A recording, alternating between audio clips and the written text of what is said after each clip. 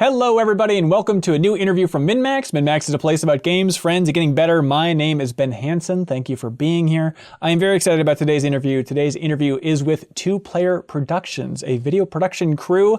Paul Owens, Paul Levering, Asif Siddiqui. They are embedded within Double Fine. They recently released PsychOdyssey, which is a 32-part documentary series about the development of Psychonauts 2.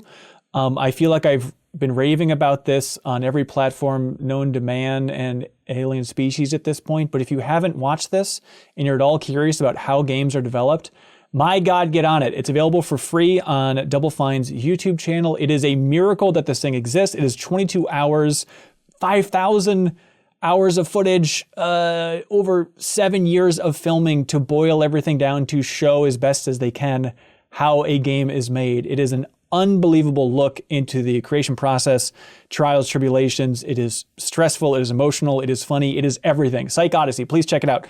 I want to know how the hell they did this. How did this happen? How did they pull it off?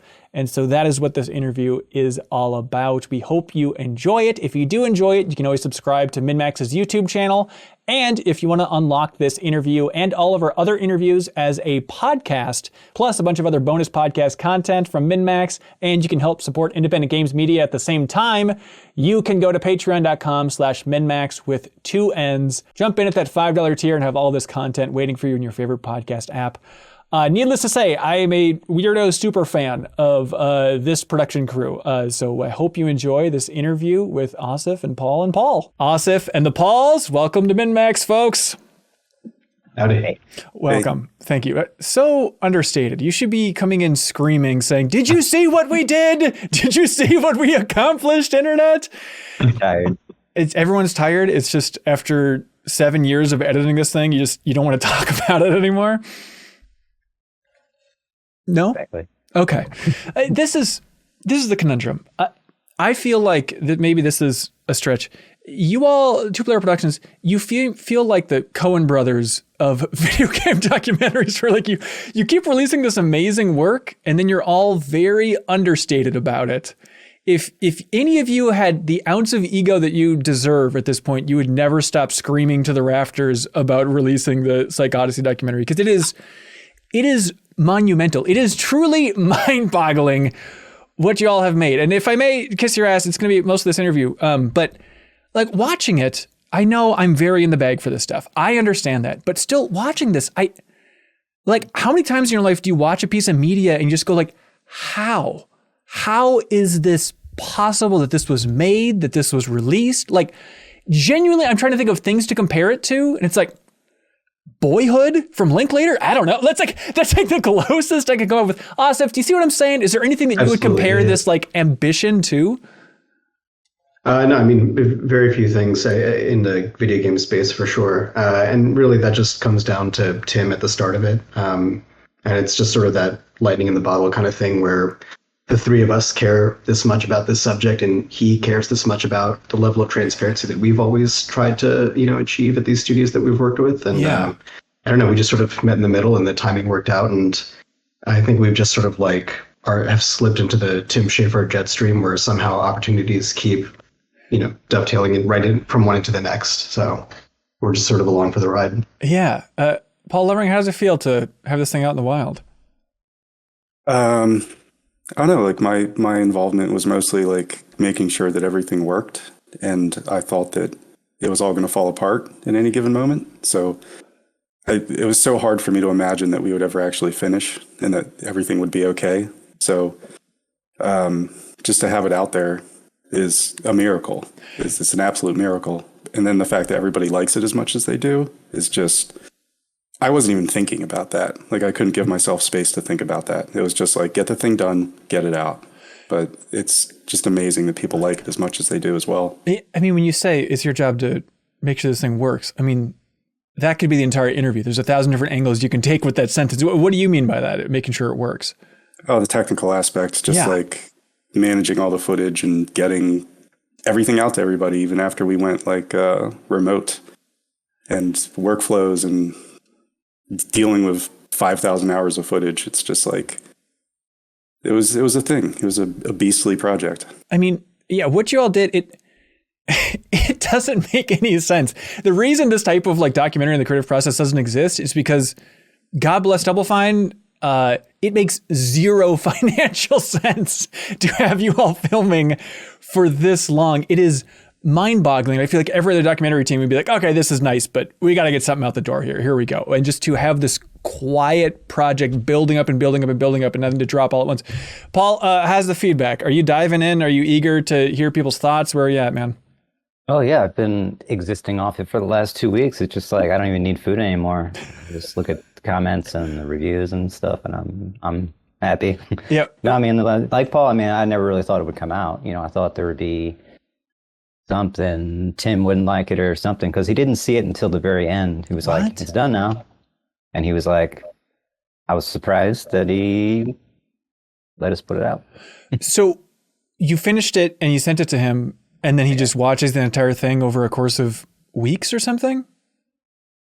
A couple of days, I think. He watched it pretty fast. Man. Pretty fast. Yeah. It is a surreal thing. I know it's your lives and everybody in the studio's lives, but when you released it, like I watched it all in one weekend, and I gotta say, it kind of freaked me out, like on just a human level, to like download.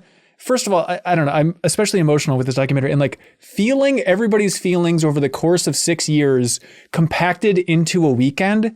There's a part of me that's like, humans shouldn't do this. Humans shouldn't be able to like live this much of other people's lives in a compact period of time. So, I mean, I recommend it to absolutely everybody. Maybe not over one weekend unless you really want to like veer into full-on parasocial weird mindset mode, because it is bizarre to absorb in that way. But Paul Owens, I'm curious, like you say the reviews, what are you looking at, tweets? You're reading every YouTube comment? Where are you getting the feedback from? Oh yeah, I mean, anything that's out there I've probably looked at. Yeah. Kind of embarrassing and pathetic, really, but I don't really have anything else to do right now, so yeah, whatever. No, it's a lot. Is there like a most, I don't know, meaningful piece of feedback you've got so far? Not really. Just that Tim liked it. It was like, okay, that's good to hear. The people on the team liked it. Those are the ones that really mattered. Right. Yeah. Okay. I think that I like to see nuanced like commentary about it, like people who sort of see the complexities of the story and appreciate how things are handled, or maybe even see something in it that we weren't really thinking about so much, but it's like they were able to pull some other concept or internalize some thought that they drew out of it. Yeah.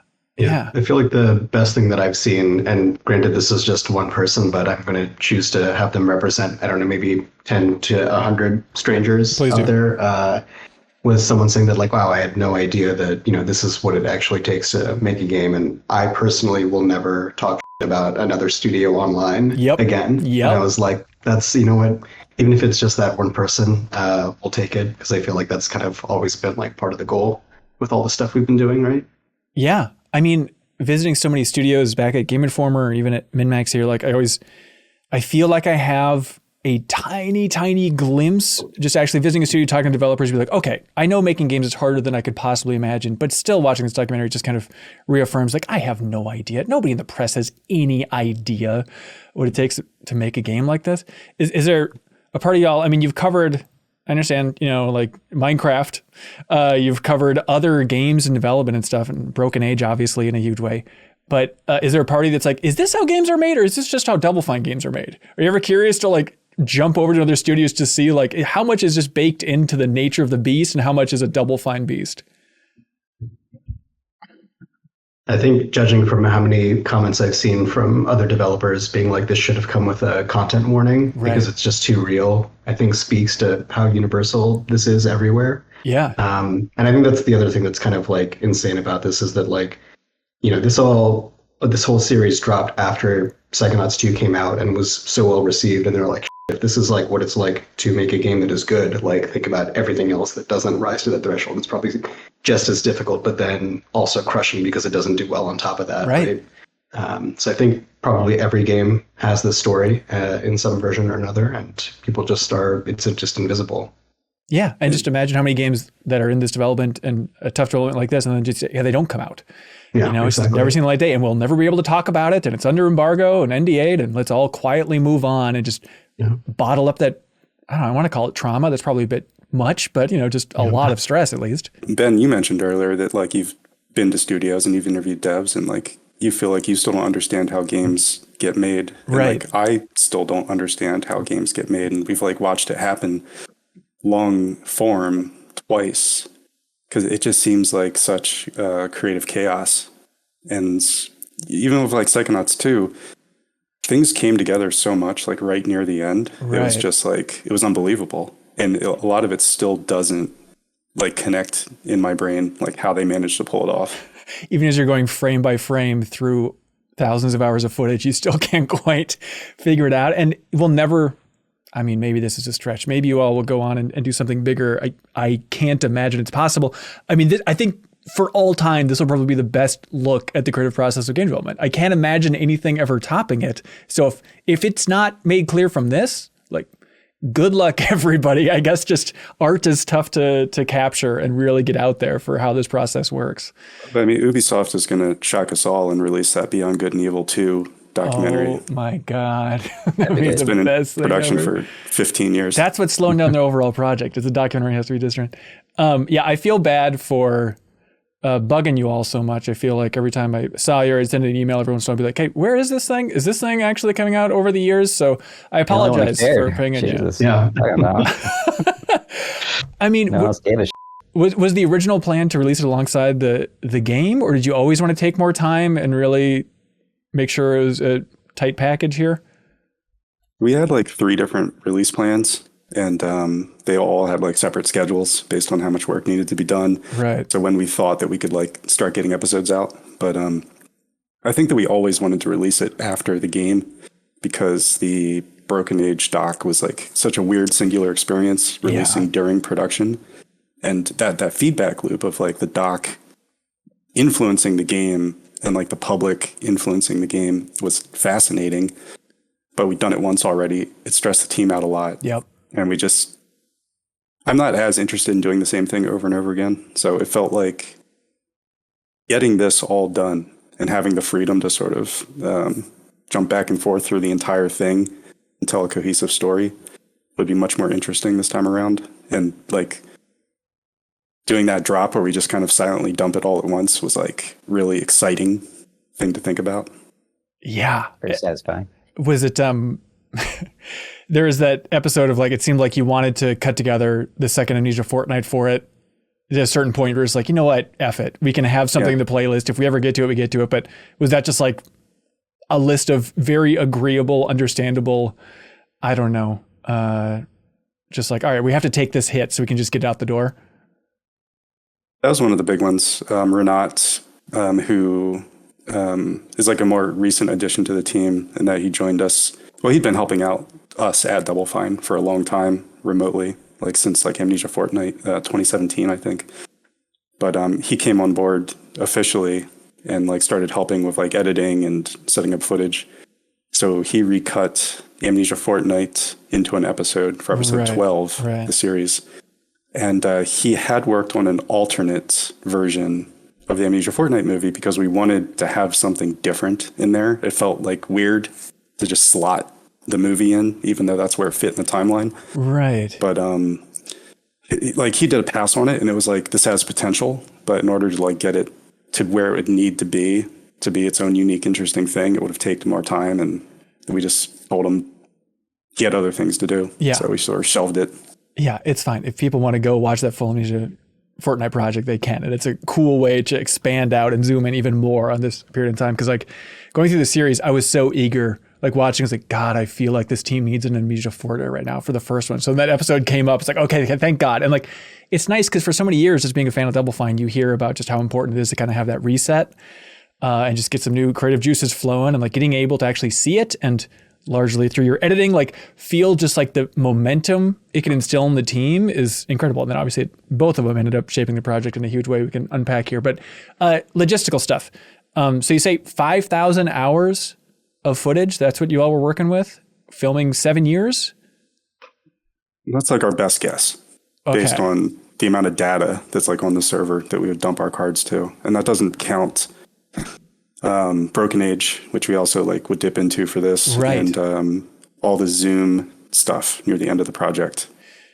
Wait, and were you recording by and large, most meetings through Zoom then, and that's not included in this? Not in that figure, no, because like all that stuff is saved up on Google Cloud, and I haven't been able to get like, how big is this folder? And it's like, it doesn't tell you. So I'm not about to download every single one of those and scan them. So it's a lot. How do you do it? How do you manage this much footage? Like, it seems truly impossible. I think this is not an easy thing to film over so many years, but it would be the most understandable thing in the world to be like, yeah, we filmed it, but we couldn't do it. People have a tough time cracking documentaries based on 200 hours of footage. You know what I mean? Like, there's just so many possibilities. You can just paralyze yourself. And the fact that you all had a plan and a process to get this done is impossible. I wouldn't call it a plan. What? Yeah. What is you're wrong, it then? man. It's not a plan. Okay. It's just that you had it. Well, we know that it has to work chronologically. So at that point, that helps out a little bit. It's not just an overall idea of a documentary here. And then it's just banging your head against the keyboard for thousands of hours of editing. It was never hard.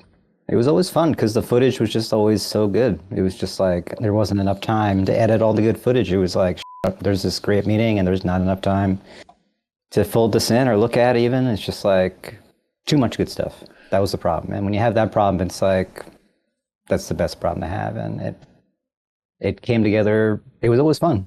It was never a problem. Every time everyone talks about the doc, they're like, God, it must have been a fucking headache to do that. It's like, no, it's a pretty good time actually. And you can get a lot done in 8 years, believe it or not.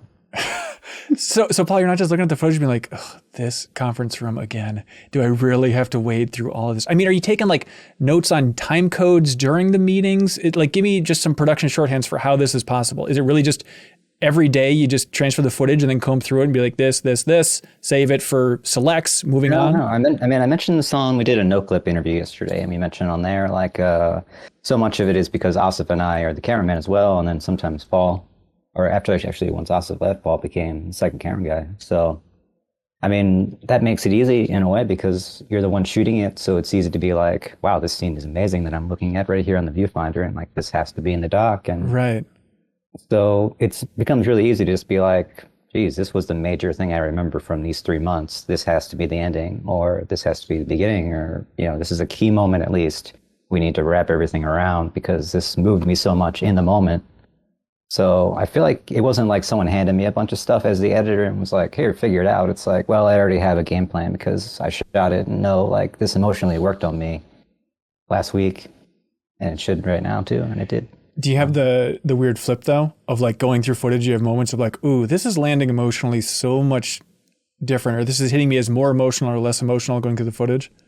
The weird thing that doesn't really translate is the heat in the room. I always notice, like maybe sometimes you'll see some sweat on someone, but sometimes you go into a meeting that's like so tense and it's like, this is so tense, and it doesn't really come out on the film, and it's like that somehow that body temperature didn't translate to where it felt like there was so much heat in the room and like so much warmth that was coming off of everyone. You just felt it, but that doesn't always translate to the camera. We need to get like predator vision thing going on maybe and just like really show. Just like a thermometer on the side of the screen, I guess is the best way you can do it. Yeah, what a mess. I don't know. Hey, Asif, can you explain two-player productions to folks? You are owned by Double Fine at this point, just structurally the entity known as Two-Player Productions at this point. What is this? How does it work? They bought me individually. No, I mean, we, even before the Broken Age documentary ended, we just ended up becoming employees of Double Fine, like no different than anyone else that works at the company. Like we're on their payroll and we're just considered employees like everyone else. And that's what has allowed us to sustain this process this whole time. And, it's not just that we were working on the documentary all that time. They also got value out of us because we were effectively their in-house video team for everything. Right. We were cutting trailers and like promotional stuff and managing all their live streams and all kinds of archival things. So that's sort of how we were able to be embedded for as long as we have been. So it's Two-Player Productions is a company that's still technically separate, but you're all on the payroll of Double Fine. Is that the shorthand? Correct. Yeah, but Paul, I don't know how much you want to say about this. Oh, no, but no. yeah. I explained it in the previous one. Like, we did actually close two-player, like, officially at the end of 2021. As like a business entity. Oh, weird. Okay. Because, well, like, as a business, it's its own thing. And essentially, it wasn't doing any business because we were doing all of our time as individuals working for Double Fine. So two-player was essentially just kind of like, there are registration and tax fees you have to pay every year. And it was just always kind of frustrating to like have to file those taxes and maybe pick up like a side project here and there just to like keep the company alive when it was very, very clear that we're just spending all of our time with Double Fine. Yeah. So now at this point, you're just all in and you are Double Fine's locked in video crew forever. Mm-hmm. That's cool. I know there's a lot to unpack here, but I mean, are you thinking about next steps? Do you want to just relax a little bit? Are you eager? Are you still filming for mysterious new projects and stuff? Kind of all those things. Yeah. A little bit of everything. I mean, there's definitely stuff we want to be fun to do. We're definitely relaxing. All those things you just said, Ben. Okay. All right, that sounds good. good. Answer. Okay. I'm very curious about the Tim Schafer approval process. Fair to say Tim has final edit on this thing? I was just going to talk about this because I just saw this come up in a couple other things I was looking at online. Yeah. I will say he sees the doc as sort of like our thing almost. Like he's in his defense of it is just sort of like, now just remember this is two players artwork here and we can say stuff about it, but it's up to them. And he made me take one thing out that was like a legal thing that was like, yeah, if you have that, that could be bad for this or that. And it's like, okay. And he asked us to add in like, maybe this guy on the team got shortchanged. He contributed a lot. Maybe put him in a little more. Find some scene in the it's sort of archives. just like, hey, you just do this nice little thing for me. And it was just like, he never like went through and was like, no. Like he really, those were the only things he had to take out or change or really. So I just wanted to be clear that he does not dictate. He really left it up to us and was cool with just being like, whatever you guys want to do, just, And so the gatekeeping is more of a physical thing of just like, no cameras in this meeting and you get the idea. Or I'm going to close my door when I'm having this meeting with Greg Rice and that's implied. He never Stay the said hell that. out. He never ever said that. Okay. He always let us film anything we ever wanted, really. I mean, sometimes if it involved like the publishers and money and stuff, it was like, he would get a little weird about that. But even then, he would probably relent because he knew that eventually he'd see it and be like, well, you could tell us like, you definitely can't have that, like the legal thing I mentioned. So I don't know. And I don't want to keep hitting this because I know it's a sensitive spot, but like the legal thing you mentioned, is it because there's one publisher whose name is bleeped out? It was like, okay, it's coming down to, it's going to be either Starbreeze or blank. That seems like one that kill the mystery of whatever that was. Right, but are you running it by the other publishers that were mentioned? Like you mentioned 505, you mentioned Annapurna. So there's just a reason why that one was bleeped out that you can't get into. Is that the basic idea?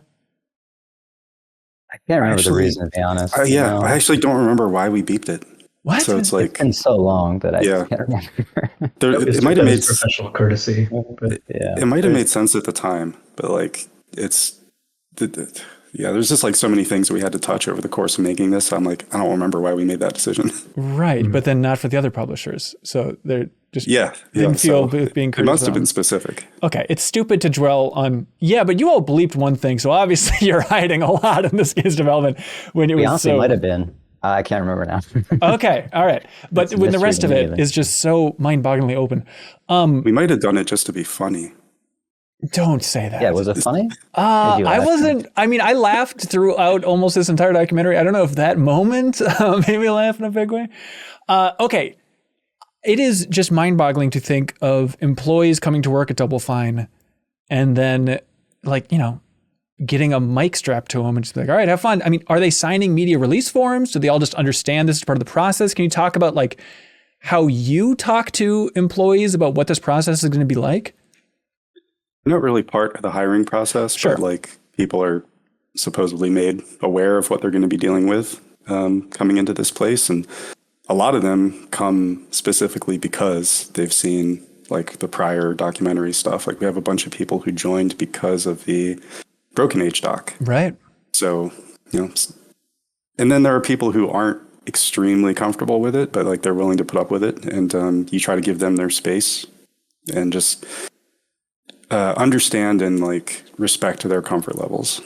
Yeah. And then there are people like James who it seems like, da-da-da-da, put me on camera, like at all times. It's like, okay, trying to find the right level of like, if it's only showing the people who are most eager to be on camera, it's not going to be the most well-balanced look at this entire production. But I mean, that is, I think at some point Tim was talking about like Zach and he's like, he's a little apprehensive about the documentary. And he's like, well, yeah, everybody is, because it is unbelievable. It is, it's kind of scary at times, just understanding the internet and knowing how it's so easy to just make people into caricatures. And I mean, that is a lot of responsibility on your all's shoulders to make sure that like, these are people. I don't know how you emphasize that more than you did. I think you did a great job of showing everybody's strengths and weaknesses in a unbelievably human way. But Asif, is that scary to put it out there and just be worried about the internet running with theories and ideas about people's lives? I mean, that's to be expected with anything you do that happens in the public eye. I think it's kind of touching on what Levering was saying. Like, at this point, we've sort of like, we're self-selecting almost in a way, right? Like the people who apply now, like everyone is aware, at least in the games industry, if you're aware of Double Fine, you're like aware that this documentation exists and like this is an ongoing process. So you're going to be part of that. And like that probably weeds out a lot of people who really would be so uncomfortable that they wouldn't even like want to like risk working here at all. So like, I do think the people that ended up coming through and making it all the way to the end of that process, like have a certain willingness to at least be game for it. Because I think they value the same things that we do. They're like, I actually think it's important to like be honest about what game development is like. So I share this value and like I want to like contribute to that. So I'm going to be honest and like vulnerable in my interviews and like not sort of shy away like when certain meetings are being filmed. That being said, some people might also be like, you know what, I'm going to work at Double Fine regardless of this, and I'm just going to trust that these guys are going to cover this stuff in a way that is not exploitative. Like they're just trying to show this process for what it is, and that needs to happen. So I can only guess, right? Like anyone's individual motivation, but I think just as a whole, like people are just sort of on board for what we're trying to accomplish with this thing. So that's why they go along with it. So I don't think yes, it's scary to answer your question directly, but I also think those people are willing to like do this publicly for that exact reason. Are there moments of people coming up to you after a meeting or something and be like, could you just not include that part? I'd imagine that comes up all the time, right? I mean, they say it on camera. Yes, and it exactly. ends up in the episode. So okay, that's the surest way to ensure that Paul includes something in the edit is to ask him to not put something in there. Yeah, I think it's there's like it's the most... Not the most, cut. But the burp cut. And then having Zach and Will being like, cut that out, leave that in. And the fact that is like, okay, that's a cute little editing moment. But then the fact that like, when that happened, they were both talking about Starbreeze at the same time. So it makes sense to put that next to each other. Yeah. That is one of those miracles that like, well, that can only happen if you're filming for 6 years to have a just wild coincidence like that. Yet it's revealing about character. It's funny. It's like everything that you need in just that one silly, tiny moment. It's one of the greatest moments in the history of film. I think it might be one of the greatest moments in the history of film. I don't want to go on a limb too far, but I think that's true. I loved even just like the little moment of, it was like later on in the doc, because it was Anna, I'm sorry, I forget her name, but the second gameplay programmer named Anna who came in. It was a shot of you, Paul, like putting the mic on her. It's like, I'm so glad that doc's in there just to like show this is what the developers' lives are like, is they're in a meeting about to make a point, and especially like introducing yourself in one of those meetings, then like, okay, by the way, here's an Insta mic, put it on, here we go. It's just, I thought that was a great little moment to show just what these people are going through. Anna Kipnis, the other Anna, on Twitter, I think she was replying to a tweet where I was tweeting about the documentary or something. And she said on Twitter, Two Player Productions had so much time with the studio that I think in some ways they know us better than we know ourselves. What do y'all think of that, of being at that level with these developers? I think, I remember that one. I think that's like an interesting observation, but I would kind of like counterpoint. I don't know if we ever even know ourselves, period. Like, how much can you know somebody else? How much do you know yourself? Like, people change constantly. We've watched people change over the course of like making these projects. And just always the people that we see are not necessarily who they are. Like, internally, everybody is putting on some kind of a show for everyone else. So Right. I sort of think that what it kind of comes down to is that we're trying to find the best representation of that person from everything. Like, everybody has good days and bad days, and there's always the worst day. And I don't ever want us to be like really focusing on somebody's worst day, you know, because we all go there. We all have problems like that at times. And I feel like, to me, that's not really part of the story. It's more recovering from challenges and the bad days that you have, and just trying to have a lot of empathy for everybody and respect them as complex human beings who are going through a lot of stuff at any given moment. Yeah, I forget which Paul it was in the documentary, but one of the most amazing moments that sums up a lot in this is there's an interview with Zach kind of later on in the documentary, and it feels like the interview's over and the mic is on the table. And then he asks, "Is it you, Paul Owens?" Where he says like, "Hey, by the way, like you all are filming a lot. What have you noticed? Like, what am I missing about what isn't working with communication in the studio?" And it's like, in that moment, it's just like time slows down watching that documentary. It's like, this is everything. This is everything in one moment. And then Paul, you're like, Tim should probably be in more meetings. I was like, oh my God. That could have been a 7-hour conversation, Paul Owens. Can you walk me through where you were at in that moment and why you, I don't want to say you had a cop-out answer, but didn't go as in-depth as you could have? I thought that was a good one. What are you talking about? You could have talked for so long.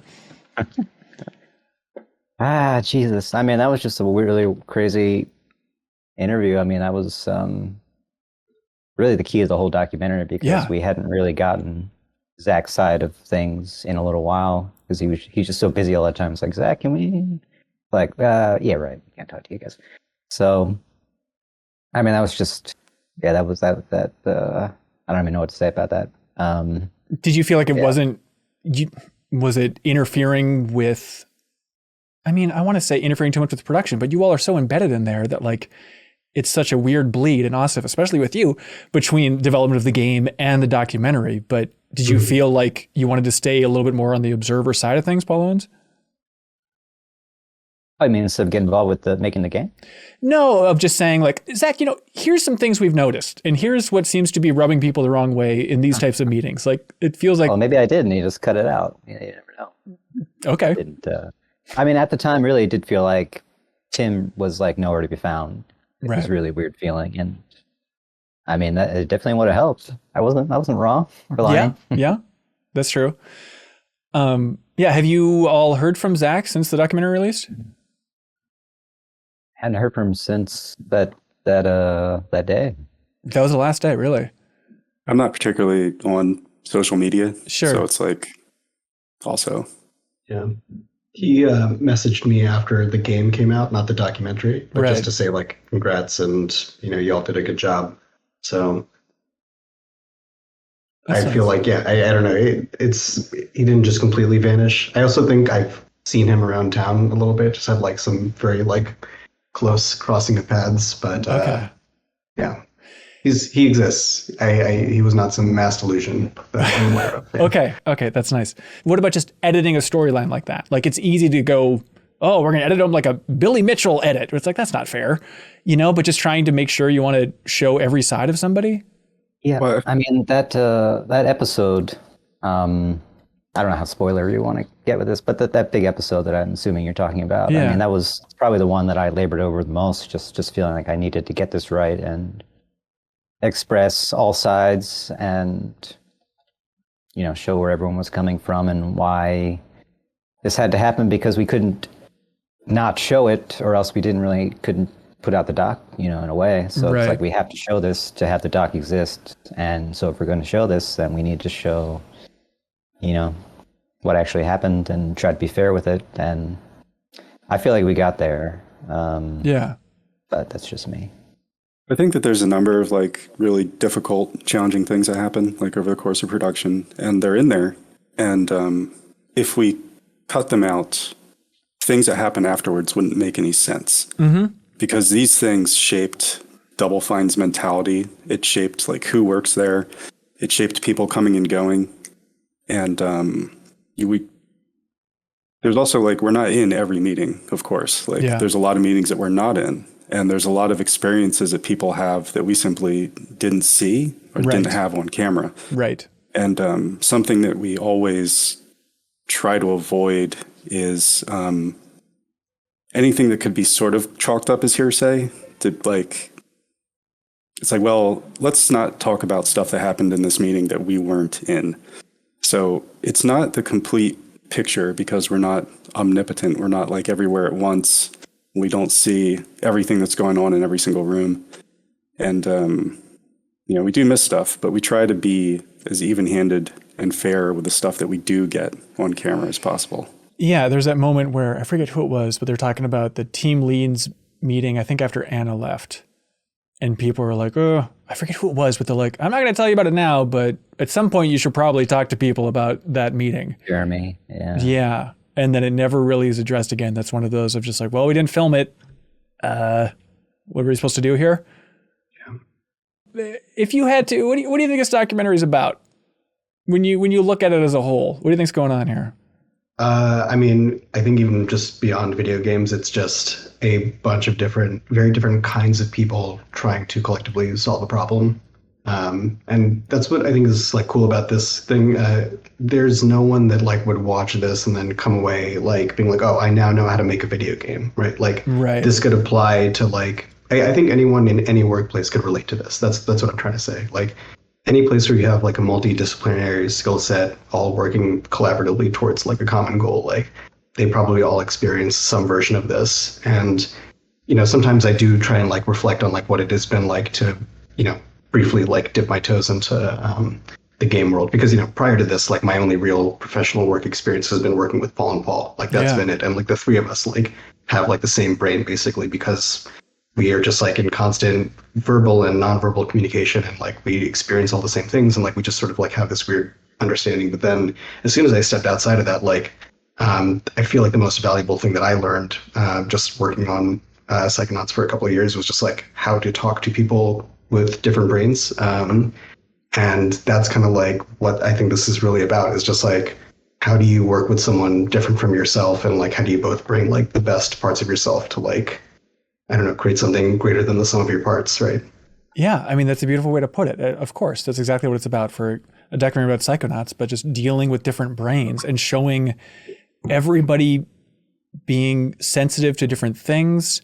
Like that is the most amazing part of just having this much footage, is just like those little moments, and you realize that so much of game development or just working in an office is just slightly passive aggressive comments that just you can see get under somebody's skin, even if they're just like, I'm thinking of one in particular of just like stone-faced reaction when somebody says something, but like you all caught it. You all caught it, and you're like, I know what that person's feeling underneath, and we can call it back. We can show it in the beginning of an episode to remind you of why this person might be feeling this way. It's brutal, but so real. It's unbelievable. And like, good answer, Asif. That was good. Yeah, and you like the doc a lot more. I was like, what do you think it's about? It sort of makes me think that people only have like a certain like our trained profession is essentially like observational empathy. It's like you're looking at everybody's faces and you're trying to think about what they are feeling. Right. Because it's like, how does it fit into the dynamics of what's going on in the room right now? And I think that like if your primary focus is like, I'm talking about this level, I'm on a schedule, then like that's where your brain is. And maybe like that sort of, you're not really as clued in to just reading the emotions of the room like so thoroughly. So it's like, I think it's probably easier for us to be in the position that we're in and sort of tell how everybody is feeling compared to the people who are actually in the dock, like in the room, talking to one another. Right. And it must be so surreal to go back and then watch that and just see everybody's perspective. But I think I've kissed your guys' ass in real life about this as well. But like all of your work, it all feels like professional home movies. Like, I don't know if I'm just projecting, but it feels like there's so much love for everybody that's on camera, and it comes through in such a weird way. And then like, I think it helped click things into place a little bit. Paul Owens, when I saw your film Landlocked and saw like how important, I know you're repurposing those for a horror film, but how important like home movies were to your family. Like, okay, this is a guy that understands the sweetness and the intimacy of like just these little moments on camera. Paul, this is too deep of a question for you. I understand that. But how do you think about just the emotional connection between home movies from your youth and then when you're editing stuff like a Double Fine Meeting? Do you feel like there's a connective tissue there for you? Yeah. I mean, I feel like, one's my real family, one's my sort of adopted, work made up family. So it's sort of the same thing. It's just over time, people over time, and collecting that stuff. So, do you feel like you love everybody that you're editing? Yeah. Yeah. Okay. I can't think of anyone in the doc that I didn't. I think it definitely was complicated with Zach because we were sort of, on an opposite. It's sort of like. Never mind. No. Okay. No, I liked him. I did like Zach, and I think we were in a position to sort of understand where he was coming from more than most in a way. So yeah. Hard. Foreshadowing, dropping this all at once. It's amazing. Yeah. How much you're able to seed early on. Like there's that line where I think Jeff says early on, like, we need to do this. We don't have 5 years. We don't have a blank check from Microsoft. Is that something that you mark at the time? Or is that something where when the Microsoft acquisition is coming up, you can go back into the thousands of hours of footage to try and find anybody, hopefully making a reference like that's going to be amazing in retrospect? That was a deep fake, just to is that recreate right? that scene and like see it retroactively. Yeah. Impressive. I love it. How does that happen? Right. I think it seems too obvious, actually. I think I almost took that out because it was like, this is too obvious. This is too. But I've heard people mention it, so that would have been dumb of me, right? Wait. But that's the crazy thing. It's like reality does things that would seem ridiculous if you wrote it, right? Right. That happens all the time, and this is just us capturing that. Like the fact that that Tim is able to make these jokes too about like how Psychonauts 2 essentially followed the same development as Psychonauts 1, right? Where like it went on this tumultuous journey and like everyone had problems with each other and then like, they got canceled and then Microsoft like came in and saved the day or whatever. Like, oh, I'm actually talking about Psychonauts 1. But, right. Yeah, that's just, I don't want to pull the George Lucas life rhymes bullshit, but it really does just randomly like resync sometimes. So like the record skips and it like just plays the same part again. So, but Paul, like the specifics of like, how does that work? Did you have that line in the doc and then when the acquisition happened, it just made sense to leave it in even more so? Or how does that work with like a line like foreshadowing Microsoft stuff? At first, it was just a good line. It's like, yeah, you're right. And then, I edited that episode before we got bought. So then I just took on a different meaning. So. Okay. On the list of foreshadowing. The Greg Rice always wearing that PlayStation hat I thought was a fun nod. But then also the frickin' what color is the sky in your world thing. And then when that comes up, when the skies of San Francisco turn orange, do you all of you talk to each other and be like, oh my God, this is the coolest weird connection possible? I think if you covered anything for the same amount of time with as much thoroughness as we did, you would just be able to make all these connections too, because it's like what Asif was saying. It's just life, and we have a lot of footage to work with. A lot of things happened over a long period of time, and just think about the amount of stuff that's not in there. Right. It's like everybody is really impressed that the doc's like 21, 22 hours long, but it could have been longer. It could have been a lot longer. I think there's a lot of people who don't really get a lot of screen time. There's a lot of positions around the company who don't get the coverage that they deserved for their hard work. And it's just like, we probably should have had like 6 more episodes at least, just so that the entire story was in there. But there's only so much time and there's like only so much life that we have. So I think it ended up being what it is. Yeah. We definitely try to not get too lost in the weeds, because sometimes on the Broken Edge doc, I feel like we got a little lost in the weeds sometimes, and it was like, I want to have something that's a little more direct and arresting, and not have it be. I mean, it's really long. Don't get me wrong; it's really long, but it could have been longer. That is mind-boggling. You're always welcome to go back. No one will complain. Okay, the other thing, Paul, just looking at the viewfinder, living this moment, do you, with your editor's brain, I mean, when Zach says a line talking about Raz being scared of water, and they're talking about the bubble, and he says, there's surface tension, so it doesn't hurt till it bursts. In your mind, do you say, lock it in, slam dunk, that's amazing? Or is that something that only comes up in retrospect? I mean, I wish I could remember exactly what I felt in that moment, but I just can't. But that was probably something I didn't realize till I got in the edit and was like, You know what? Like when I'm looking through the whole episode for the title, sort of after it's finished, I'm like, what should this be called? And then I kind of realized it then, probably after the fact. And a lot of it's like that. It's not really too obvious almost until you do it. And it's like, oh, now that I've compressed these 3 months into 45 minutes, I see now. So you're kind of editing these on the fly. You're not waiting until the entire project's done, obviously, to go through all this. No. As we went, sometimes we'd come from a meeting and be like, dump that, I want that, let's cut that right now. Other times it'd be like, I should have cut this 9 months ago, I forgot about this.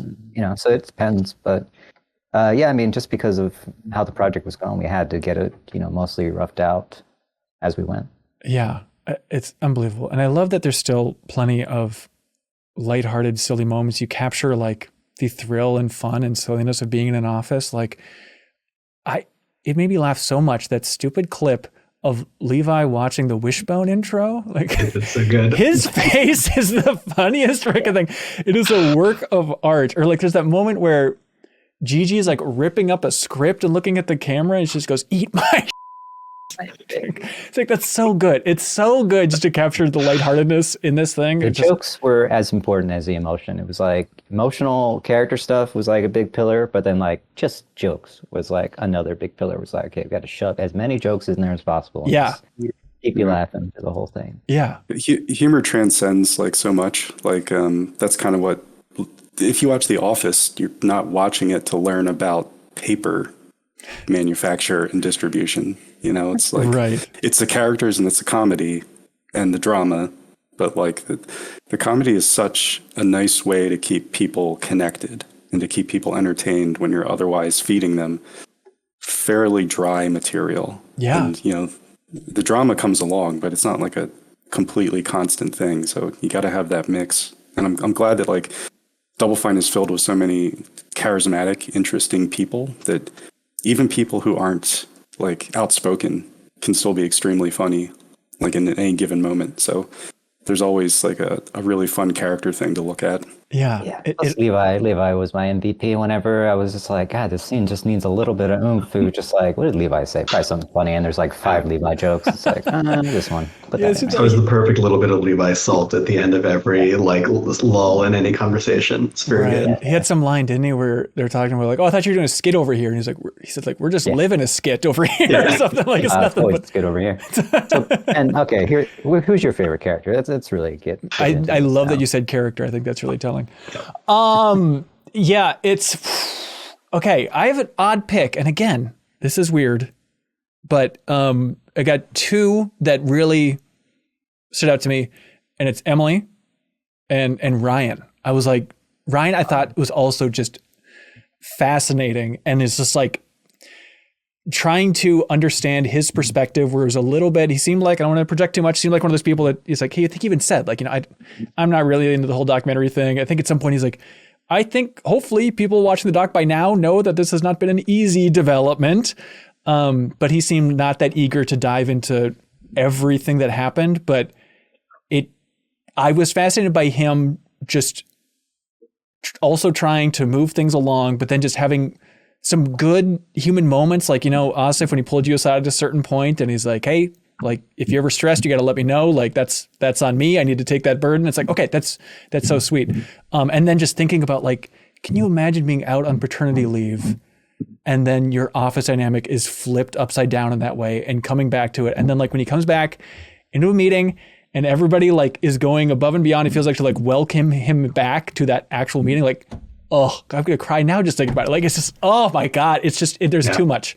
And then Emily, it's like just seeing her, it feels like step up in a huge way. I mean, seeing the start of her entire journey with the Broken Age documentary, and then her being invited to that art jam. It's like, hell yeah. Like every little victory of hers, it's just, that's the thing, is like watching this documentary, and there's some probably weird psychological stuff going on here, but I get a thrill out of anytime somebody makes Tim Schafer laugh in a big way in this documentary. Like that is just, it feels so good of like, yes, they got him. They're making him happy. Or even like, there's a little moment where when this COVID thing comes around and he makes like a thing reference, and Asif, you like got him, and he like, Tim just goes out of the way to be like, thank you, Asif. Thank you for understanding that I was trying to reference the thing. It's just like feeling that connection, I think, is so great. And there's like, I don't, you know, for certain people in the office, you feel like, okay, just the Tim joke vibes aren't exactly clicking in that well. And like, what does that mean for overall office health if just comedically people aren't working well together? Okay, Asif, I want to talk for sure about your transition to game development here. Sure. Let's start on the most negative thing possible. How do you not get that on tape? How is that not filmed when they ask you? Like, of all the things, you think Tim Schafer would be like, hey, Pauls, make sure you film this. I'm going to blow his freaking mind. Very, very off the cuff, just in defense of these guys, because I had very little like heads up. And this was at the time where like, you know, just let me preface this by saying that like similar to what someone said in the documentary, I forget exactly who it was, but like a lot of the stuff that the negative experiences that people had with Zach, I did not personally have. Mm-hmm. So that doesn't mean that I don't believe whatever else, like I totally trust whatever everyone else's experiences was. It just wasn't mine. So at the time, he was just sort of like, hey, do you have a second to come talk with me? And I thought this was totally innocuous. So like, it did not occur to me to like grab the Pauls or be like, hey, like go grab a camera, or, like wave them over. It was just like, oh, okay, like he just wants to talk about something. And we just like literally sat in the smallest, darkest room in the office for no other reason than it was the only one available. And he was just like, hey, this is what we're thinking. Like, would you like to, you know, basically like be part of a level team? And can we use your concept for that? So that's, as I like, the way I just described it was like as much warning as I had. So that's kind of the only reason it's not on there live, I guess. It's only in their recap. Yeah. And then there's that, you know, the acoustic guitar is like playing underneath that sequence of you becoming a level designer. And like Tim just sounds so proud of you every time he's talking about you in a meeting. It's like, I don't want, this is too much, but I was explaining to my wife that scene and I just started crying. I was like, it's like so beautiful. It is so sweet. I'm glad it worked. Oh my God, like did I it work? just turned like the Ben crying knob for all you know it. scenes. You know exactly how to do it. It's not hard. It's not science. It's very strange. Yeah. The whole thing is just weird because like I think I've said this before, like on in the Amnesia Fortnite documentary, but like I am like completely disassociated myself from like whoever I see like presented in the documentary, similar to what Levering said earlier. Like that is just like a version of me that like I'm like, oh cool, that's like some person that just looks like me as a character in the show. So I'm like totally disconnected from it. But that specifically, when I saw that scene in this, I was like, oh, this music is also like being written by one of my best friends. I don't know if that you knew that, but like Orange Drake, like he and I went to high school together. Like I've just known him for forever, and like he's now, you know, he did the score for this whole series, and like I was like, oh, I just felt something like, and it happened to me. Yeah. But how are you feeling? Are you, where are you at these days? Are you working on a project in the game design sense, or where are you at? Yeah. I'm just a designer on another team for like an unannounced project that the studio is doing. You know, these guys have been like super supportive of at every point where I was just like, hey, I'm going to continue working on this like longer than like we initially talked about, like, is that cool? And like, you know, they never said like no. And I really just like super appreciate, I mean, I've told them both individually like many times how much I appreciate that. But like, it's just one of those things where like, I really don't know, like, I feel like I kind of owe it to like anybody who like wants to do this for a living and like cares about games to like always say yes to like every time they give me a new opportunity, because like I know how lucky I am to be in this position. So like I feel like it's almost wrong for me to like say no to that. And life being as unpredictable and finite as it is, like I also owe it to myself to just keep saying yes, right? Yeah. So that's kind of like my plan, is to just keep saying yes for as long as they keep asking me that question, and we'll just kind of see where it goes. Like you never know, at some point like they might just be like, hey, we're not doing any more documentaries, sorry. Like then we'll just sort of like take it from there, and three of us will like regroup and just continue on to the next thing. I don't really like try to like think that far ahead. Yeah. Yeah. Well, I want to picture Paul and I saying no to you during that conversation. Like that would not have worked. What do you That think? would be hilarious. Yeah. You would have just been like, well, I guess I'll still do it, but okay. Well, it's really hard to say, right? I mean, because I feel like if you guys really, really would have been like completely screwed, like I feel like you would have told me that, and I would have been like, then I'm gonna stay and like just keep doing this thing we've been trying to do all these years. But I don't know. This is all in hindsight. Well, yeah. I mean, who the fuck knows, right? Like, it's just, yeah. I mean, that's an amazing thing is like normally it's the most self-indulgent, just terrible nature of a documentary when they start talking about the filmmakers within the documentary. But I thought it was it was absolutely the correct choice to have that kind of detour to be like, we should probably explain who Two Player Productions is at this point as we're talking about our history and how it intertwines here. So hats off to you all for having, I don't know, enough ego to realize like, okay, we need to actually show some old footage of ourselves here just to give some insight. It's a bare minimum. Yeah. Thank you for sparing me that. Like the first time I saw that, I was like, I can't believe this is in here. No, you got to do it. I get it. You have to do it. It's great. It adds to it in a big way. Okay, little editing touches. Not even editing, I guess just tiny things that I was like, oh my God, this is wild. There's the whiteboard that just says flawed adults at a certain point. And at some point there's like a close up of that. Do you remember what I'm talking about, Paul? Beautiful. I think like just like the background and connecting that to themes of the documentary is wild. There's that one room where there's two different scribblings of the word jerk on there in different areas. And it's like, there's like tense meetings going on and it just says jerk with like arrows behind everybody. It's like, are you kidding me? I guess that's life. You can't line it up. Also, I felt like the documentary, maybe I need to go back and rewatch all your stuff and just go on a marathon, but it felt like this one was a little sillier and looser with the editing, which I appreciated, like more just like digital zooms. There's like that one weird shot of James like flipping his pen and you like digitally zoom to him blowing it or whatever. And it's just like, what a weird touch. But I like that it's still silly enough going through. And like you mentioned that the burp cut, there's like an cut, which I'm always a sucker for, where it's the same person, I forget who it is, but they're like, and yep, you got that just right. Yeah, I like that cut, yeah. Yep, there's a month's cut where you're also, very few people can line up these words in this way to make it work, but you really did it. So I guess, Paul, 8 years, you can think of some crazy stuff. I guess that's it. You work on something for 8 years every day. And you still enjoy editing, Paul? I'd love another crack at it. I want, just one more year to just polish it up just a little bit more and, maybe add a couple little things. What would you do? What would you do if you went back and opened this thing back up? I'd probably do that Mage Fortnite episode first. That's what I do. Yeah. No, it's fine. It's what it is now. So I don't feel too bad about it. Yeah. Would you ever go back and make a bonus episode? Kind of a, where are they now? How they're feeling about Psychonauts 2 thing? I mentioned this yesterday during the no clip thing, and then Paul pointed out that then we have to actually do it if we mention it. Yep. No, we're gonna do it. We're gonna do it. Okay. I'm having second thoughts. No, we'll do it. I actually just don't like. There are some calls for like I want to see how people felt about the game being released, and like we've done that before, and I'm kind of like personally, creatively a little bored with that perspective because it's like the game did well. Yep. I don't know. It's like not a very complex story. So I was a little more interested in something along the lines of like how people felt we handled the doc.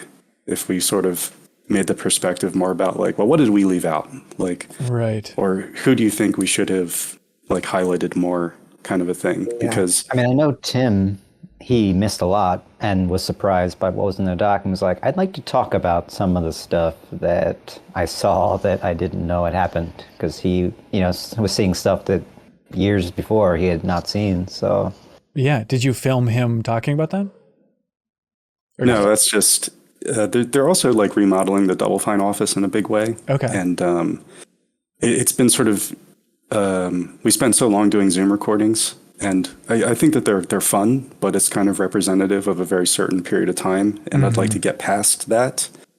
So like, as soon as it's okay for people to start going back to the office, I'm sort of looking forward to there being like a new space, like a very clear break between then and now. So that we have this, if we do this new episode, that it's going to actually feel like a proper cap on everything instead of just being a continuation of episode 32, you know? Right. Yeah, for sure. I always appreciate in the Broken Age documentary how is like at the end of episodes, you'd lay out the budget, you'd lay out numbers of where everything's at. Was that ever on the table for laying out numbers of, hey, here's the acquisition, here's the budget? I know like the budget by the end, it was blurred out for the Microsoft stuff. I mean, it's amazing you were able to show. Like having to do that on the Broken Age doc. I think that was more from other people. They were like, you should add this in maybe at the end. It's like, okay. I think that was more of like maybe the backers would like to know this kind of thing, and not really something we would ever do. So okay, that was quick to not make a reappearance in this one. But just so you know where everybody's coming from, they're all watching this documentary going, how much money did Tim Schafer make out this acquisition? Like if we're ever going to learn it, we're going to learn it from this documentary, but not even a question about just, Tim, how you doing? How's your one bathroom house doing at this point? Like never didn't talk to him about it? Well, he moved. Okay. All right. That's all we need to know. That's all we need to know. I'll just say this. I saw his new house. I'm sure he's happy. Okay. All right. That's good to hear. In the doc as well, you can see his interview shifts to a red room later on. Okay. That's in the new house. That's nice. His whole house is nothing but bathrooms now. Every I was room in is the bathroom. So it's an 8-bathroom, 2-bedroom house. Well, hey, hats off to everybody. It is unbelievable. I want to say nothing like this can ever happen again. You all would know better than I will. Do you think anything like this could ever happen again in the game industry, this level of transparency? Maybe it's part of the new thing where people are more open to it, and studios are watching this doc now and like, we should do something like this. Or maybe they're like, we should never do something like this. I'm not sure. Right. One or the other. I mean, if we're sort of doing like a final thoughts type thing, I do think that like the biggest motivation for doing all this is always to like improve the industry. That's always been like my motivation. Yeah. Just the way the games are perceived as a whole, particularly the people who make them, just to help the industry mature. I think in a lot of ways, due to just like marketing demand and trends, the industry becomes its own worst enemy. And the industry needs help humanizing itself. And if we've seen like a very positive reaction from the rest of the development community so far in regards to the doc. And there's a lot of scary stuff in this. And it's a lot of stuff that traditionally people would not want to show. And all we've seen is like tremendous support and like empathy and understanding from the community at large. So I'm hoping that like other developers who watch it can maybe learn to be a little less afraid with sharing their stories, and that it puts pressure on bigger studios that might have less desirable practices to change the way that they do things. Yeah. Like I hope that we facilitate talks about crunch and leadership and creativity and all of these things, you know. Yeah, absolutely. Could I end on a very embarrassing note? Always. Okay, great. Thanks, Asif. Really appreciate it. So I went back and dug through my email because I remember sending you all like a fan letter a long time ago. And this was October 16th, 2010. I sent you all an email to Two Player Productions. And I said, hi, Two Player Productions. I can't stop watching the Penny Arcade series. This is the best documentary filmmaking I've ever seen about the gaming industry. You show an honest portrayal of these people. Too many video producers are scared of showing an ounce of humanity. I cannot thank you enough for the vision and sheer editing talent your team provides. And then even back then, before Game Informer, I was still prone to hyperbole apparently. I said, I'd like to bow down to you all, but that is not enough. I would need to dig a 7-foot pit in front of you, climb into it, and then bow from the moist darkness in order to give you the proper respect. Oh my God. And then this is, written. Thank you so much. Thank you. And it's really like the Gettysburg Address. It's right up there. Then this is me trying to slip in a plug for myself where it says, I say, I'm a video producer myself, and I was recently hired at Game Informer. I look forward to tossing some of my finished work your way. And it turns out nothing ever came close to the work that you all went on to produce. So Jesus Christ, congratulations. But I mean, that's incredible. Even like with the Penny Arcade season 1 series, it's like, you can see it. You can feel these same. Definitely a warm up for this. For sure. Yeah, absolutely. So hats off. I hope it gets 1 million more views on YouTube. Any help sharing it if you're watching or listening is appreciated. If you haven't watched PsychOdyssey, again, I don't know what you're doing. Please run out there and watch it. But any final thoughts from anybody? Thanks, Ben. I mean, you've been our biggest fan, and I mean, in a good way. Okay. No, you can say it's in a weird way. I get it. No. No. It's You've not always weird, been man. very supportive, and partially it was the excitement that drove me through these 8 years was being like, Ben Hanson's going to shit his pants when he sees this. Oh my god. Yeah, there's probably a post-it note that says that exact thing on Paul's monitor. Yeah, we got there. at some Nice. point. Yeah, you got there. I shit my pants for an entire weekend, so mission accomplished. All your stress and headache. Crying and shitting. Yeah. It's done. All right. On that note, thank you so much, everybody, for watching or listening to this interview. We appreciate it. You can check out our playlist. There's plenty more interviews like it, and you can always subscribe to MinnMax's YouTube channel if you like it as well. All right. Thanks so much, everybody. Bye. Cool. Thanks, man. If you thought, hey, this video wasn't bad, well, there's a whole lot more like it on MinnMax's YouTube channel. Please help us out by subscribing to our channel and checking out the MinnMax Show podcast, also available on your favorite podcast app, the best, most thorough discussion about games on the internet with the deepest dive, our monthly community trivia show with prizes called Trivia Tower, and a whole lot more. Thanks so much for your support, everybody. All you gotta do is click that subscribe button. We'd really appreciate it.